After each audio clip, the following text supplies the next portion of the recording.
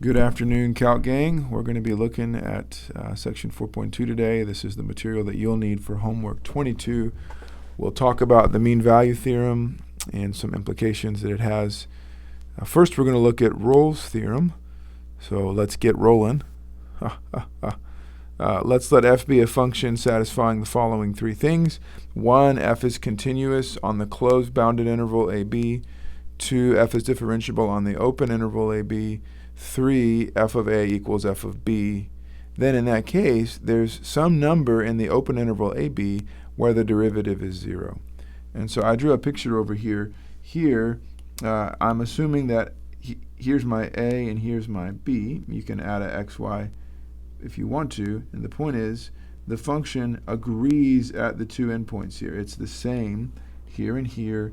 I've drawn it differentiable everywhere in between and continuous, and you can see there's a place where the derivative is 0, and there's a place where the derivative is 0. And I would encourage you to pause the video for a moment and doodle a little bit and see if you can draw a function that doesn't satisfy this. You can't. It's a true theorem. I have seen one example that students come up with sometimes, and they kind of wonder about it. They'll draw a horizontal line, and they'll say, that seems to do it maybe. Not quite, actually. In fact, it's just the opposite. Every point you pick, the derivative is 0. So horizontal lines are like the ultimate example of how Rolle's theorem is true. So I've written down the proof for you. I'm not going to go through it in great detail here on this video. We try not to do too many proofs in Calc 1, but just enough to communicate ideas. But I've gone ahead and written it down. A couple of key ideas, though, in the proof. If you're a constant, you're done. You assume you're not constant. The extreme value theorem tells you that you have an absolute max and min somewhere on that closed bounded interval, but it can't be the endpoints because they're the same and you're not constant. So there's got to be an absolute max or min somewhere, not on the endpoints, but you're continuous everywhere. So there's a local extrema, which is the absolute extrema. The absolute extrema is a local extrema, and then by Fermat's theorem, the derivative has to be 0. You can just skip that part if you didn't like that, but that's the statement. You will need to know the statement and understand what it's saying. One more time, let's look at a picture. So my function is the same at the endpoints.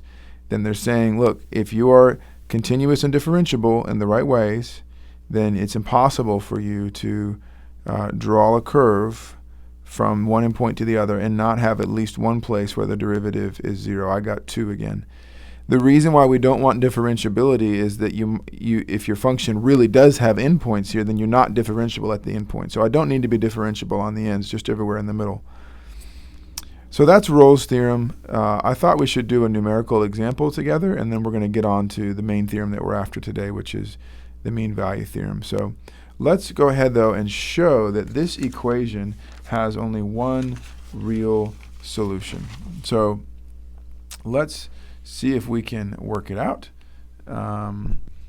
So first off, we're going to go ahead and we're going to let f of x be x to the 5th plus 3x minus 2. And then we're going to note that f prime is 5x to the 4th plus 3. And by the way, please note that f prime is positive for all x. It's never 0 or negative because it's a fourth. The x to the 4th is always going to get rid of the negative. Okay, now, assume for just a moment that we're going to assume for a contradiction, by the way. So we want to show that there's only one 0, so we're going to assume for a contradiction that f of x has 2 zeros. And you need to realize that anytime f of x is 0, a 0 for the solution, an x-intercept for the solution is the same as a solution to this equation. Right? When this is 0, this equation is true. So we're going to assume that f has 2 zeros. Okay, but now let's say x equals a and x equals b. So then what? You know that f of a equals f of b. By the way, they're both just 0.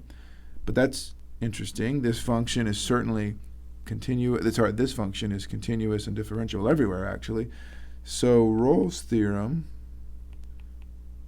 tells you that there is a C, there exists a C. It actually tells you it's between A and B, but let's not write that.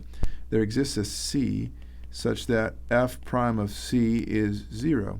Now, that's a problem. That's a big problem. Rolle's theorem says there has to be a place where the derivative is 0 because the endpoints are the same if there's two zeros. But the derivative is never 0. It's always positive. You can see that. And so this is a contradiction, so we'll draw clashing swords, contradiction, and we can say, thus, there is at most one solution. So now we'd like to show that there is at least one solution, right? Just because there's at most one solution doesn't mean there's any solution at all. Here you're going to use the intermediate value theorem. So just note that f of 0 equals -2, which is less than 0. And note that f of 1 equals 2, which is bigger than 0. So the intermediate value theorem, I'm just going to abbreviate, the intermediate value theorem implies that there exists a C in the interval between -2 and 1. Whoops, hold on. Yeah, that's not what I wanted, but there's a C between 0 and 1, not -2 and 1. There's a C between 0 and 1 such that f of C equals 0. So we first showed that there can only be at most one solution. Then we showed that there is a solution. And so we're done.